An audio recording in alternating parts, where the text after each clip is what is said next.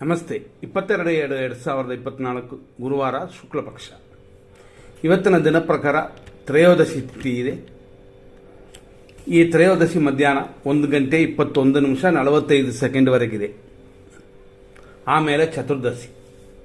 ಇವತ್ತು ಪುಷ್ಯ ನಕ್ಷತ್ರ ಬೆಳಗ್ಗೆಯಿಂದ ಸಂಜೆ 4:42:53 ಆಮೇಲೆ ಆಶ್ಲೇಷ ನಕ್ಷತ್ರ ಬೆಳಗ್ಗೆಯಿಂದ ಸಂಜೆ 4:43 ಕಾರ್ಯಸಿದ್ಧಿಯು ಕಲ್ಯಾಣ ಯೋಗವು ಕೂಡಿ ಬಂದಿದೆ.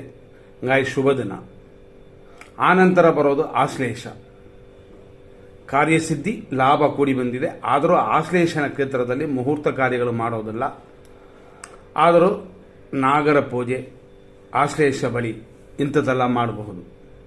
ಹಾಗಾಗಿ ಇವತ್ತು ಮುಹೂರ್ತ ಸಮಯ ಬೆಳಗ್ಗೆಯಿಂದ 4:43 ಇದೆ, ಸಂಜೆವರೆಗೂ.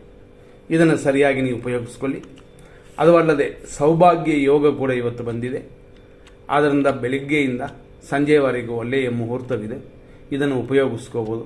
ಇವತ್ತು ಸೂರ್ಯೋದಯ 6:39. ಅದೇ ಸಮಯದಲ್ಲಿ ಸೂರ್ಯ ಅಸ್ತಮಾನ ಸಂಜೆ 6:27. ಇವತ್ತಿನ ದಿನ ಪ್ರಕಾರ ನಾವು ಹೇಳಿದಂತೆ ನಕ್ಷತ್ರಗಳನ್ನು ನೋಡಿದ್ವಿ. ಅದೇ ಸಮಯದಲ್ಲಿ ನಕ್ಷತ್ರ ಪಾದಾಂಶಗಳನ್ನು ನೋಡೋಣ.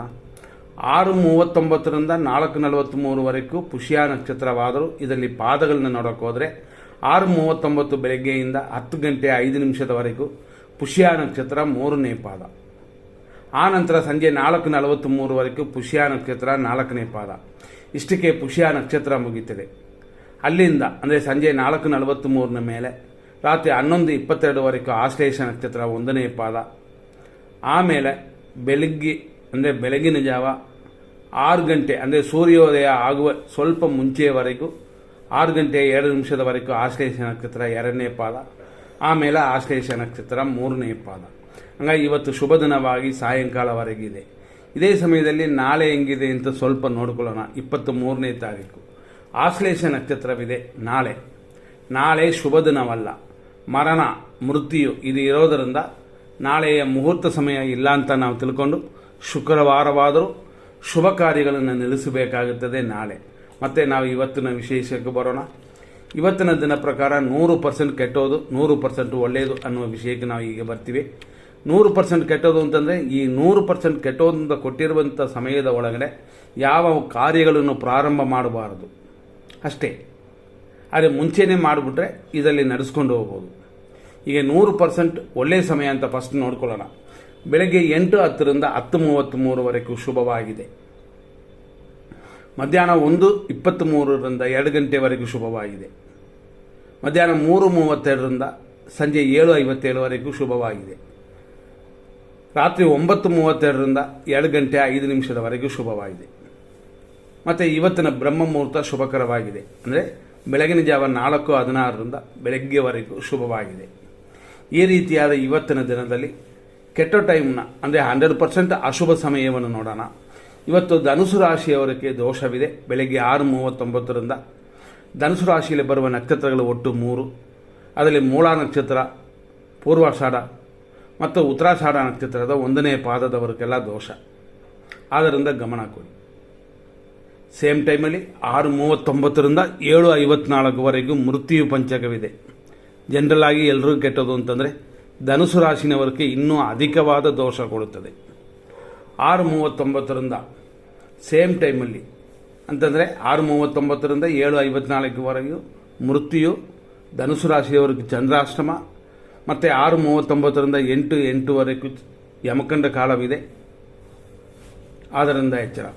10:35 11:22 ದುರ್ಮುಹೂರ್ತ. ಮಧ್ಯಾಹ್ನ 2:02 3:30 ರಾಹುಕಾಲ.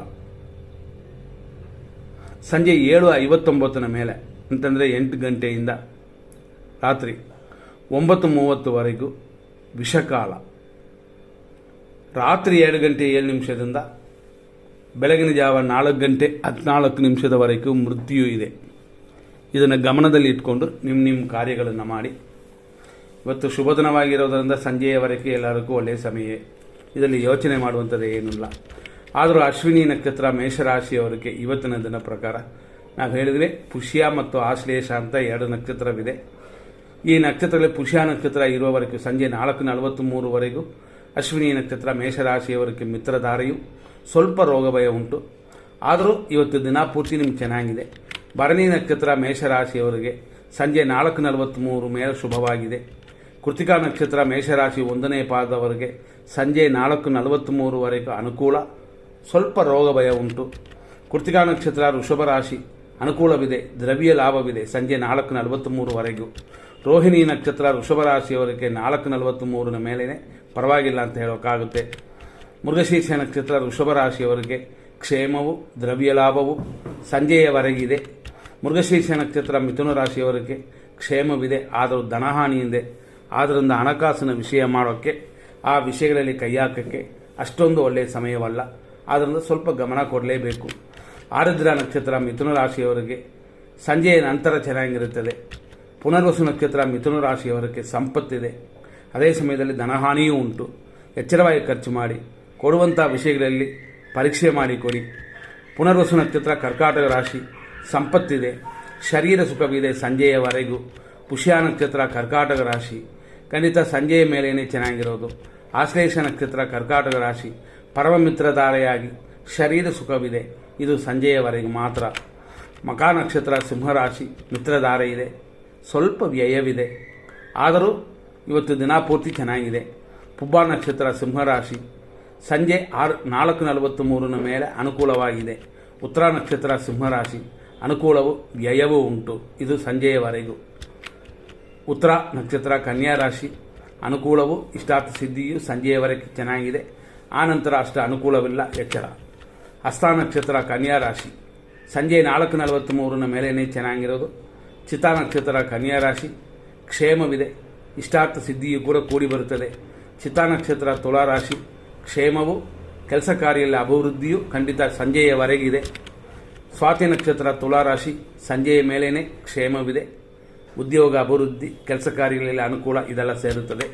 ವಿಶಾಖ ನಕ್ಷತ್ರ ತುಲಾ ರಾಶಿ ಸಂಜೆಯವರೆಗೂ ಸಂಪತ್ತಿದೆ, ಉದ್ಯೋಗದಲ್ಲಿ ಕೆಲಸ ಕಾರ್ಯಗಳಲ್ಲಿ ಅಭಿವೃದ್ಧಿ ಉಂಟು, ಇದು ಸಂಜೆಯವರೆಗೂ ಮಾತ್ರ.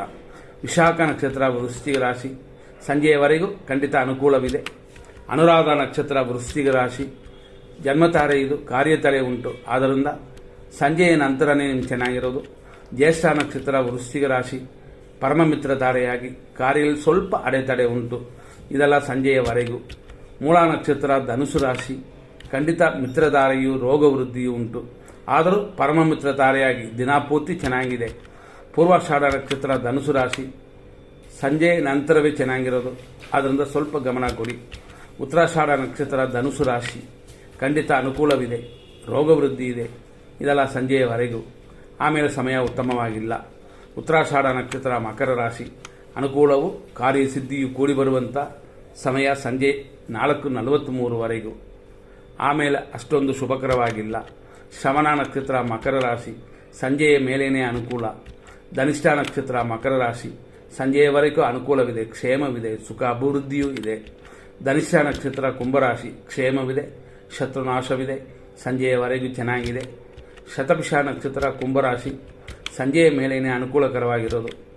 ಪೂರ್ವ ಭಾದ್ರಪದ ನಕ್ಷತ್ರ ಕುಂಭರಾಶಿ ಸಂಪತ್, ಶತ್ರುನಾಶ, ಹಾಗಾಗಿ ಬೆಳಗ್ಗೆಯಿಂದ ಸಂಜೆಯವರೆಗೂ ಶುಭಕರವಾಗಿದೆ. ಆನಂತರ ಖಂಡಿತವಾಗಿ ಚೆನ್ನಾಗಿಲ್ಲ, ಹುಷಾರಾಗಿರಬೇಕು. ಪೂರ್ವ ಭಾದ್ರಪದ ನಕ್ಷತ್ರ ಮೀನರಾಶಿ ಸಂಪತ್, ಕಾರ್ಯವಿಘ್ನ ಇದೆಲ್ಲ ಕೂಡಿ ಬರುವಂಥ ಸಮಯ ಬೆಳಗ್ಗೆಯಿಂದ ಸಂಜೆಯವರೆಗೂ. ಆಮೇಲೆ ಸಮಯ ಉತ್ತಮವಾಗಿಲ್ಲ. ಉತ್ತರ ಭಾದ್ರಪದ ನಕ್ಷತ್ರ ಮೀನರಾಶಿ ಸಂಜೆಯ ಮೇಲೆ ಚೆನ್ನಾಗಿದೆ, ಬೆಳಗ್ಗೆನೂ ಪರವಾಗಿಲ್ಲ ಅಂತ ಹೇಳ್ಬೋದು, ಒಂದು 60% ಚೆನ್ನಾಗಿದೆ. ರೇವತಿ ನಕ್ಷತ್ರ ಮೀನರಾಶಿ ಪರಮ ಮಿತ್ರಧಾರೆ ಸ್ವಲ್ಪ ಕಾರ್ಯವಿಘ್ನ.